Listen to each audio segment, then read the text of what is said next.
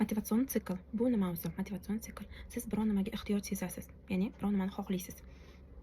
Biror nimani xohlaysiz va siz unga yetuvchi maqsadni topasiz. Maqsad sabab bo'ladi, yetuvchi sabab. Sababdan keyin o'sha sababni sabab bo'lgandan keyin harakat qilasiz. Ya'ni maqsad qo'yasiz. Maqsadga harakat qilgandan keyin natijaga erishgandan keyin qoniqasiz. Qoniqqandan keyin uni yana qilishni xohlaysiz. Ya'ni u nima? Masalan, siz ozishni xohlaysiz. Ehtiyojingiz bor, ozishni xohlaysiz, ehtiyojingiz bor. Unga yetuvchi sabab.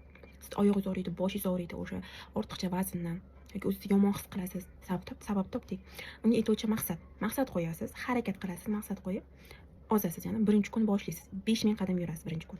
5000 qadam yurasiz. O'sha uydagi ovqatdan yarim kosa ovqat yeysiz, yarim kosa non yeysiz birinchi kun. Suv ichasiz, harakat qilasiz va natija siz o'zingiz ozgina yengil his qilasiz.